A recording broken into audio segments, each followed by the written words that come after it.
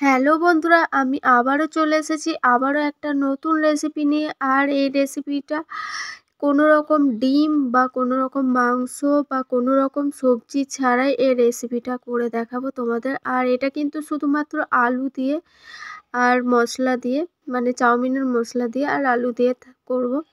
তো দেখে নাও এই রেসিপিটা একবার। তো এখানে আমি 4 প্যাকেট চাউমিন আমি সেদ্ধ করে নিচ্ছি। আর দেখো ভালো করে সেদ্ধ করা হয়ে গেছে।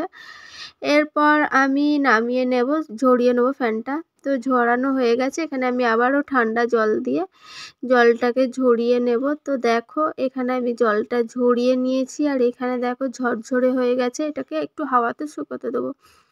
এরপর দেখো আমি আলুগুলোকে ঝিরিঝিরি করে কেটে নিয়েছি। আর এখানে কয়েকটা কাঁচা লঙ্কা চেরা করে নিয়েছি। এরপর আমি একটা কড়াই গরম করে এখানে দিয়ে দিচ্ছি সর্ষের তেল। আর সর্ষের তেলটা গরম হয়ে গেছে, আমি এখানে দিয়ে দিচ্ছি গোটা জিরে। আর জিরেটাকে এরপর আমি একটু নাড়াচাড়া করে নেব। তো দেখো নাড়াচাড়া করে নিয়েছি। আর এখানে দিয়ে দিয়েছি যে কেটে রাখা আলু আর লঙ্কা। তো দেখো এটাকে একটুখানি খুন্তি দিয়ে নাড়াচাড়া করে নেব। তো ভালো করে একটু নাড়াচাড়া করে নিতে হবে।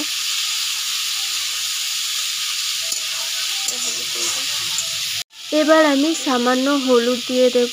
আর হলুদ দিয়ে ভালো করে একটু নাড়াচাড়া করে নিতে হবে। তো বন্ধুরা, সন্ধ্যের টিফিনে কিন্তু এই রেসিপিটা ট্রাই করা যেতেই পারে। আর খেতে কিন্তু খুবই সুন্দর লাগে। বাচ্চারা কিন্তু এটা খেতে ভীষণই ভালোবাসে। আর তোমরাও চাইলে এটাকে সকালেও টিফিনে ব্যবহার করতে পারো। তো দেখো আমি এখানে দিয়ে দিয়েছি স্বাদ অনুযায়ী লবণ। তো তোমরাও স্বাদ অনুযায়ী দিয়ে দেবে। তো দেখো এরপর আমি আবারও নাড়াচাড়া করছি। তো কয়েক মিনিটের জন্য, মানে 5 মিনিটের জন্য আমি ঢাকা দিয়ে দিলাম।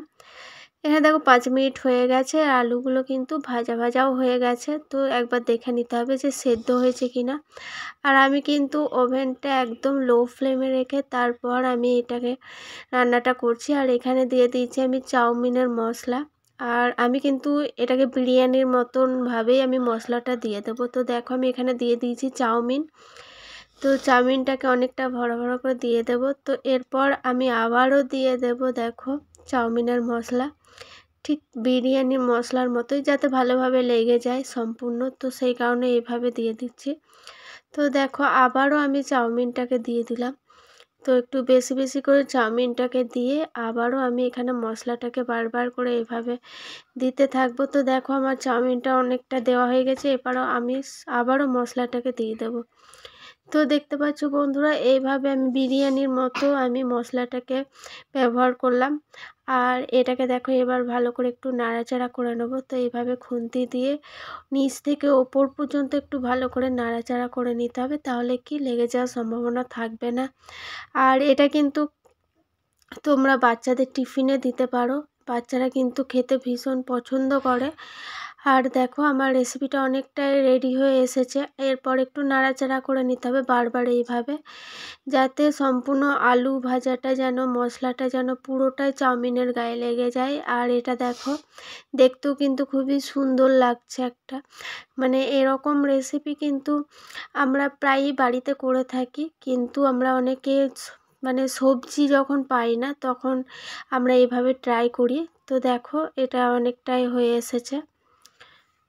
আমি আরও চেষ্টা করব বাচ্চাদের জন্য, যারা অনেকে আপসেট হয়ে থাকে যে বাচ্চাদের টিফিনে কি দেবে বা কোন টিফিন ওদের জন্য ঠিক। তো সব রকম আমি ওদের জন্য, মানে বাচ্চাদের জন্য আবারও আসবো নতুন নতুন রেসিপি নিয়ে। কিন্তু আমার চ্যানেলটাকে অবশ্যই সাবস্ক্রাইব করো, তাহলে দেখতে পাবে প্রত্যেকটা ভিডিও। আর দেখো আমি মশলাগুলোকে কিভাবে, মানে প্রত্যেকটা চাউমিনের গায়ে গায়ে লেগে গেছে। আর এটা কিন্তু দেখতে কিন্তু আরও সুন্দর লাগছে আমরা যতবার নাড়াচাড়া করছি এইভাবে। আর রেসিপিটা দেখো অনেকটা রেডি হয়ে এসেছে। তো তোমরা অবশ্যই আমার চ্যানেলটাকে সাবস্ক্রাইব করো, লাইক করো। লাইক করলে কি আমাদের মনোরঞ্জন আরও বেশি বাড়ে।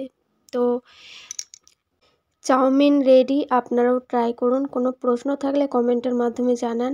ভালো থাকবেন, সুস্থ থাকবেন। ধন্যবাদ। আবারও অন্য রেসিপি নিয়ে হাজির হব নেক্সট এপিসোডে। দেখা হবে। চলুন, টাটা।